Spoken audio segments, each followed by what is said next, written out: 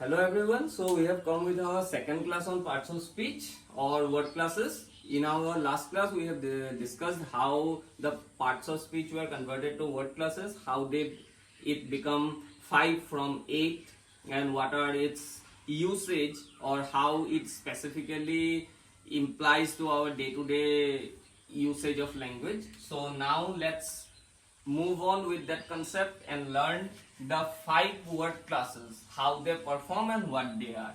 So first is the noun phrase.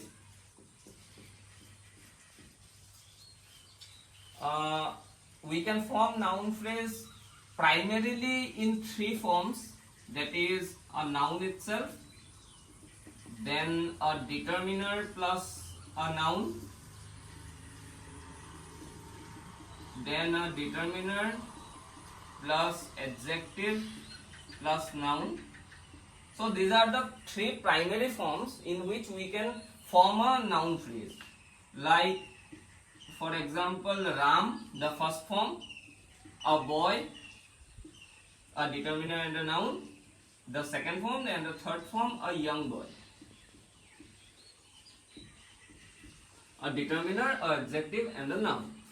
So why do we need to go from the conventional to the modern one? That is the actual question everybody will be asking to me or to themselves, that why can't we just go with the 8 parts of speech, and what will be the profit of using it as word classes and not as parts of speech. So let me clear that doubt. How noun phrase helps us in making things easier, like these things we will understand properly the usage when we will go to voice change chapters and narration chapters or creative writing chapters, where these are very much useful. For example, if we suppose we are doing a voice change, like let's take an example, the ferocious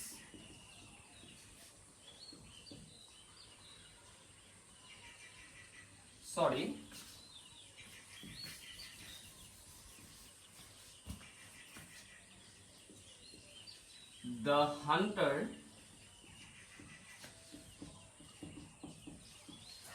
killed the ferocious tiger. So this is in a active voice. We need to transform it to passive voice. And according to the rule of voice change, it is said that our active voice always has a subject, verb and an object, and while doing it passive, we need to bring the object to subject position, we need to bring the subject to object position,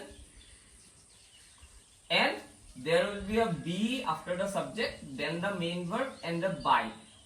So these 3 elements are converted to 5 elements while doing a voice change. So if we try to do it with that notion, then it is said that the subject and the object will be a noun, right? So here if we find, we can find 2 nouns here, one in the subject position, one in the object position. So suppose these are the 2 nouns, as we know, the subject and the object. So if we take the object to the subject position, it will be tiger. The subject to the object position, it will be hunter. This one done, this one done.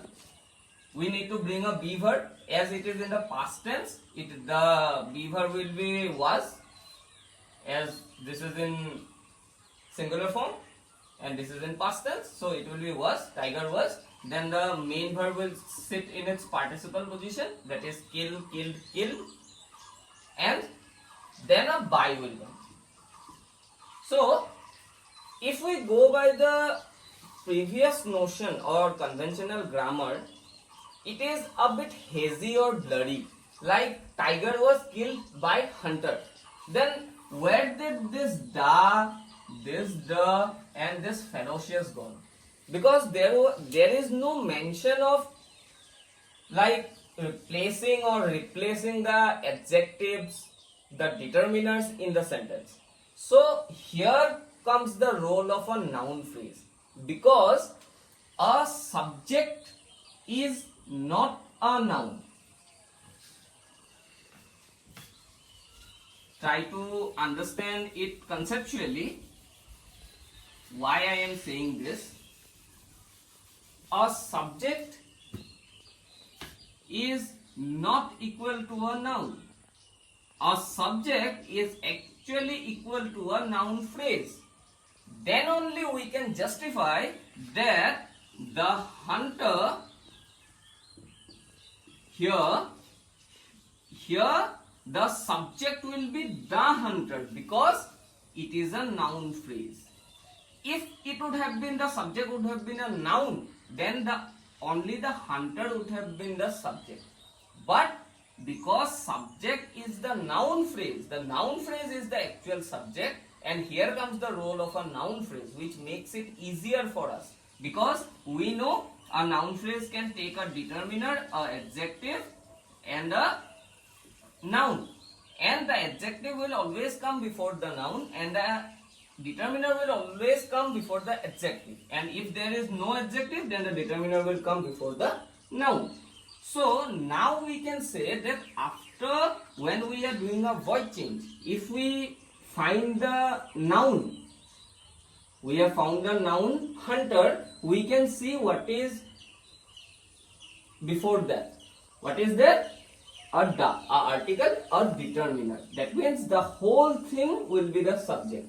Similarly here we have the ferocious tiger. The tiger is the noun. Before that we have a adjective, then we have a determiner. So the whole combination, this is also altogether a NP, or the object of the sentence. So now if we do the same thing, if we go by the void change rule, then we will get the actual answer. That is, what will happen? The object will come to the subject position. It will be the ferocious tiger. Then the beaver will come as was. Then it will be killed by. Then the noun phrase, which was in the subject position, will come to the object position as the hunter. And here we get our answer. So in this way, when we go by the modern word class, it is very much helpful for us, and also a bit clear. It is not ambiguous. It has a clear strategic point of view, which allows us to do grammar questions or to solve grammar problems in an appropriate manner without having any ambiguity. We will not face any kind of confusion while doing this. So this is noun phrase. When it comes to a verb phrase, as a noun phrase is headed by a noun, but the difference is, in a noun phrase it comes determiner, adjective and noun. The noun comes at the last, but when it is a verb phrase, the verb comes at the first. So the earlier notion of subject and predicate is now divided into NP and VP. That means noun phrase and verb phrase, which was earlier known as subject and predicate. The two parts or the two things in a sentence. So the subject will be the NP and the predicate will be the VP. And the reason behind it is, after the noun, it is always the verb which comes, and the verb heads the rest of the sentence. And without a verb, a sentence cannot form. We cannot call it as a sentence. It will be a clause if there is no verb. So verb is the heart of a sentence, and that is why it is heading the whole predicate. So in simple words, we can say verb phrase is the part of the sentence which shows the action with the patient on which the action has been done. Similarly, adjective phrase is the phrases which describes or defines or explains a noun. Adverbial phrase is the phrases which explains, defines a verb. Then prepositional phrases are those words which are used to show a direction, to show a attachment with someone. The words which are used to show directions, attachments, relations with someone. Relations in the sense the practical attachment relations, not like how it is related to that one, not that thing, but a relation in the sense the practical attachment relations. So this was the concept of parts of speech or word classes. Hope it will help you in the future when we will be going to passive, voice changes, narrations and all. Then it will be very much useful to understand the notion of a voice change. For instance, if we take voice change, then what happens? Sometimes we do a voice change, we change the voice, but we fail to analyze whether the answer is correct or wrong. We depend on a teacher or someone who will be saying it is correct or wrong. But why not we self-analyze the sentence, and why can't we say it as correct or wrong? So these classes will make you eligible enough, intelligent enough to self-analyze your grammatical knowledge.